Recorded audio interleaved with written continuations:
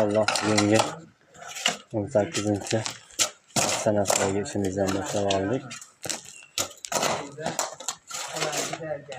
Ikkitalik bo'lsa bergan ekanmiz. Mana bu yerga hozir bitgan jarayonlarni qancha qilib tushmaymiz. Xudo xolasa birinchi ishimizni ham yakunlab oldik.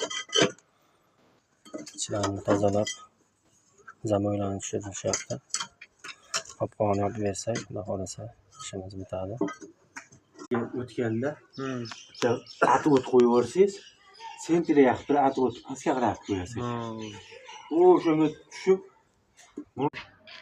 mana xudo xolasa qopqog'larni ham yopib o'tirib berdik. Birinchi ishimizni yakunlab oldik. Endi xudo xolasa ikkinchi ishimizga yo'l olyapmiz. Mana xudo xolasa ikkinchi ishimizga ham yetib kelganmiz. Bu yerda ham ko'ylashlarni boshlab oldik. Bunisi oshxona uchun ikkitalik kalodis o'rnatib beryapmiz. Bunisi hojatxona bilan hammom uchun 3 talik kalodis o'rnatib beryapti. Shinanglar ham chiqib qolibdi. Shinangni ham uzib davom etaveramiz. Xudo xolasa bitgan holatlarni ham bir syomka qilib tashlaymiz. Bunisiga 3 talik hammom hojatxona uchun, bunisiga 2 talik oshxona uchun. Xudo xolasa bitirib chiroyli qilib bitgan holatlarni ham syomka qilib joylaymiz. nima qilamiz endi? Uzib tashaveramiz. Buni uzib ko'ylashda davom etaveramiz. Suv yo'qmikan? Suv bo'lsa bo'lmasa uzib yuboramiz. Qarab turing-chi. Uydagi at uzib yuboravering deyishdi-yu. Yomon suv yo'q. Yana suv ham chiqib ketdi. Suv bor ekan.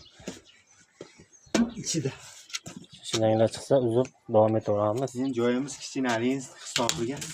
Joyimizdan biroz torligi uchun juda qiyinchiliklar bo'lyapti.